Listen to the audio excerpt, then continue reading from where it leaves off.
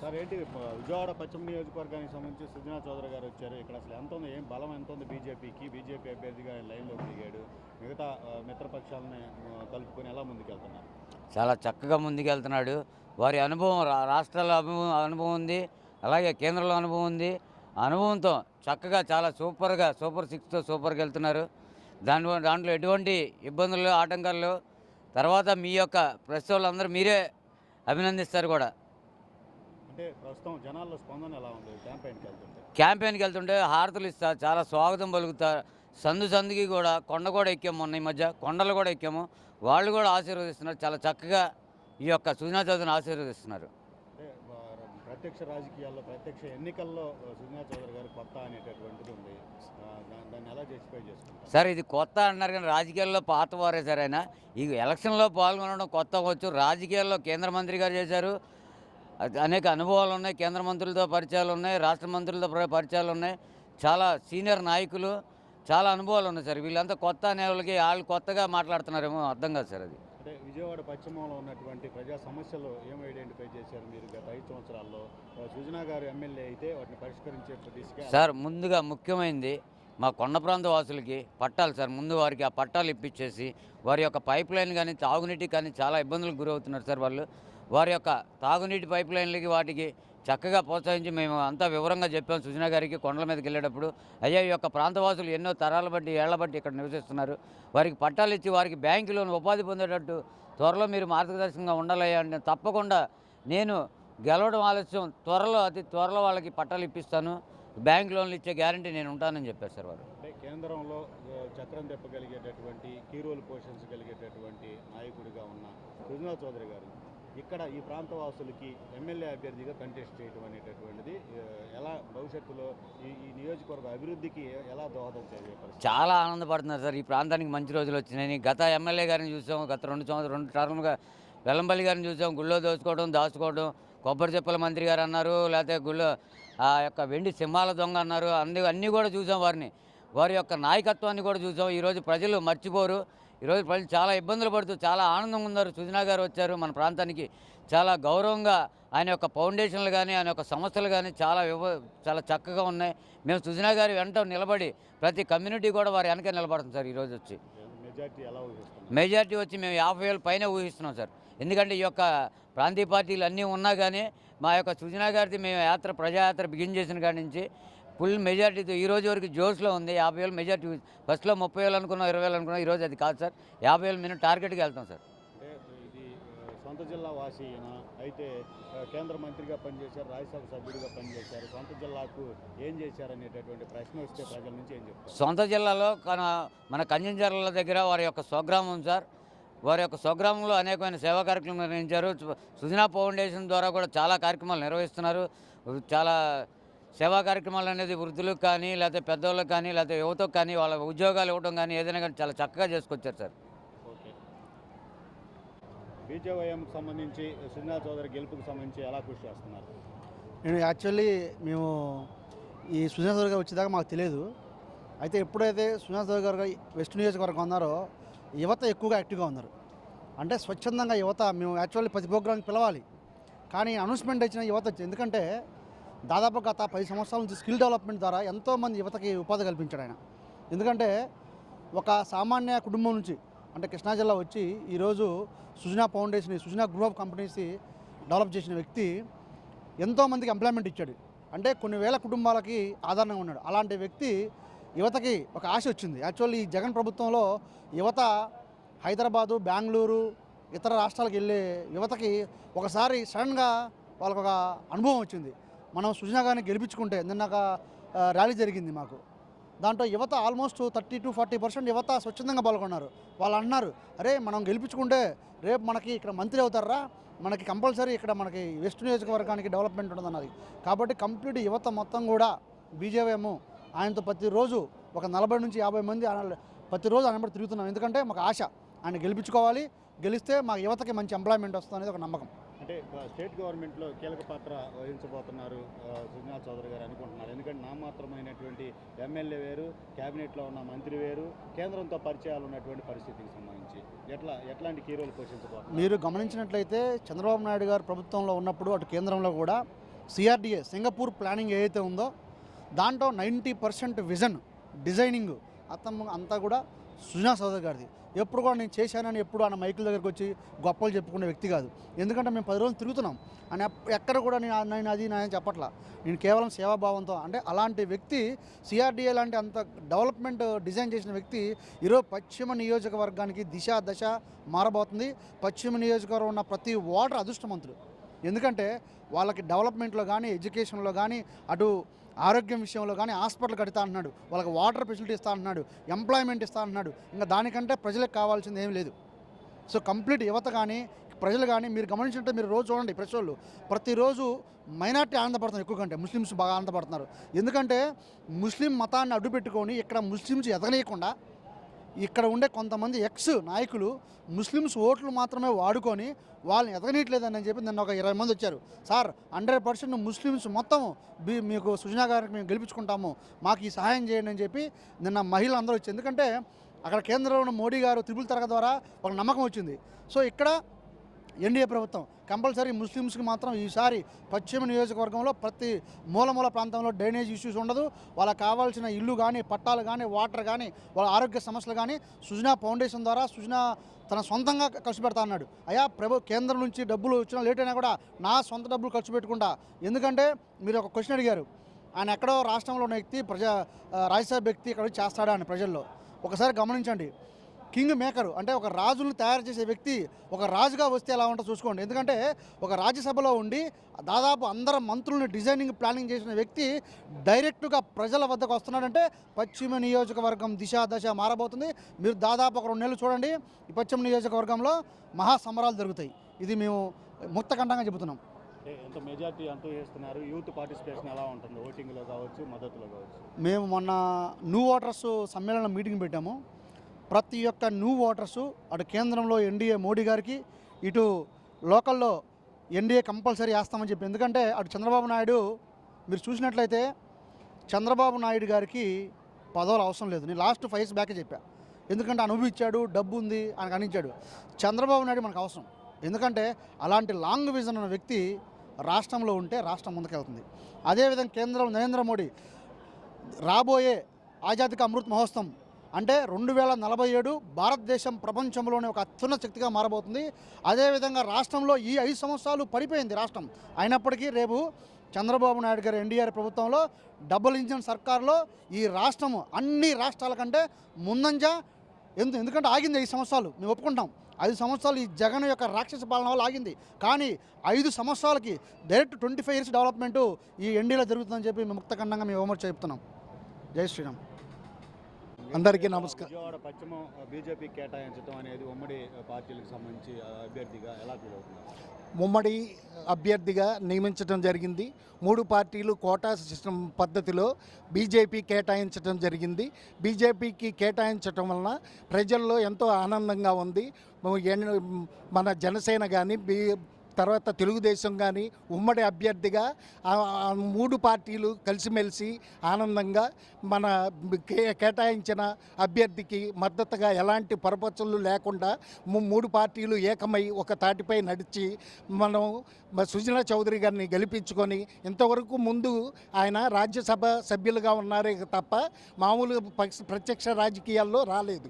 అందువలన ఆయన స్థానికుడు కాదు, లేదా ఎప్పుడు ఢిల్లీలో ఉంటారు అనే భావన ఉంటుంది. కానీ ఆయన రాజ్యసభ అక్కడ సమావేశాలు జరుగుతాయి కాబట్టి ఎప్పుడు ఢిల్లీలోనే ఉంటారు. మామూలుగా ఎమ్మెల్యే ఎంపీలు అయితే అప్పుడప్పుడు సమావేశాల అనంతరం స్వగ్రామాలకి వస్తారు. అది సుజనా చౌదరి గారు. ఆయన ఓన్లీ కృష్ణా జిల్లా వాసి మాత్రమే.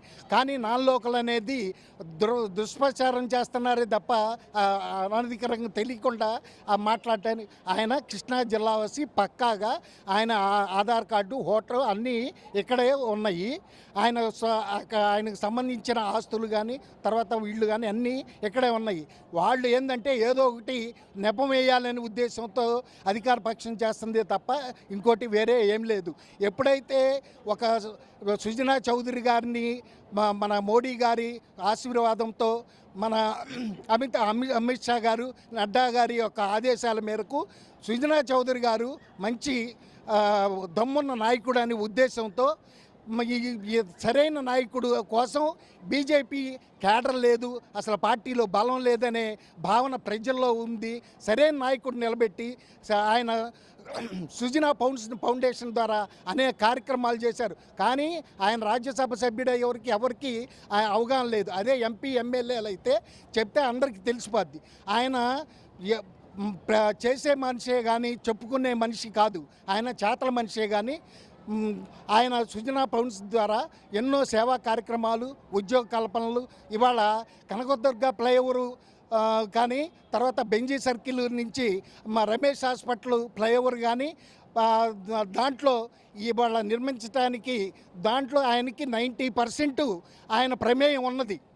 ఆయనకున్న ఎంపీలు, తర్వాత పెద్ద పెద్ద బీజేపీ నాయకులతో ఉన్న సత్సంబంధాల ద్వారా మన ఆంధ్రప్రదేశ్కి, నేను పుట్టిన ఊరికి మంచి చేయాలనే ఉద్దేశంతో ఆయన వాళ్ళని ఫైట్ చేసి మా ఆంధ్రప్రదేశ్ను డెవలప్ చేయాలనే ఉద్దేశంతో ఆయన రాజ్యసభ సభ్యులైన ఎంపీలు కూడా చేయని, ఎమ్మెల్యేలు చేయని ఇది కూడా చేస్తున్నారు. మాట్లాడితే మతత్వ పార్టీ లేకపోతే అన్లోకలు అనే భావన తీసుకొస్తున్నారు. అలాంటిది ఏమీ లేదండి, మతత్వం ఏం లేదు. మైనార్టీలకు కానీ, ఎస్సీ ఎస్టీలు కానీ మాకు అనుకూలంగా ఉన్నారు. మేము ప్రచారానికి వెళ్తే అందరూ స్వాగత, ఎన్నాళ్ళకి ఇలాంటి నాయకుడిని మేము చూడగలిగాం. దమ్మున్న నాయకుడు. బీజేపీ అంటే ఏదో అంతకుముందు నాయకులు ఉంటే ఏదో 10 మంది నాయకులు వేసుకొని తిరిగే భావన ఉండేది. ఇవాళ అదేం లేదు. ఉమ్మడి అభ్యర్థిగా, ఎన్డీఏ బలపరిచిన అభ్యర్థిగా బ్రహ్మాండమైన, ఎక్కడికి వెళ్ళినా కూడా మాకు మంచి ఇది ఉంది. కావున ప్రజల్లో ఆదరణ ఉంది కాబట్టి ఎట్టి పరిస్థితుల్లో కనకదుర్గ అమ్మవారి దయతో 50,000 నుంచి 60,000 మెజార్టీతో తప్పకుండా డంకాగా పలసగా గెలుస్తారు. చెప్పండి, ఏంటి సుజనా చౌదరి గారు వచ్చారు ఇప్పుడు విజయవాడ పశ్చిమానికి, మీరు ఎలా స్వాగతిస్తున్నారు? విజయవాడ పశ్చిమానికి సుజనా చౌదరి గారు రావటం మా అదృష్టంగా భావిస్తున్నాం. నాయకత్వం లేమితో కొట్టుమిట్టాడుతున్న మా నియోజకవర్గానికి మంచి నాయకుడు దొరికాడు. ఖచ్చితంగా మేము ఆయన్ని భారీ మెజారిటీతో గెలిపించుకుంటాం. చంద్రబాబు గారు ముఖ్యమంత్రి కాబోతున్నారు. ఈయనకి మంచి మంత్రి పదవి కూడా వచ్చే అవకాశాలు ఉన్నాయి. తర్వాత మన వాణిని ఢిల్లీ పెద్దలకి గట్టిగా వినిపించగలిగిన శక్తి సామర్థ్యాలు మన సుజనా గారికి ఉన్నాయి. మా నియోజకవర్గానికి మేలు జరుగుతుంది. ఈ సీటు గెలిచి మోడీ గారికి కానుకగా ఇవ్వబోతున్నాం. ఓకే, అంటే ప్రస్తుతం ఏదైతే ఎంపీగా ఉన్నటువంటి, అలాగే ఆర్థికంగా సంపన్నుడైనటువంటి సుజనా చౌదరి గారు, ఆయన కావాలనుకుంటే మళ్ళీ రాజ్యసభ వచ్చింది.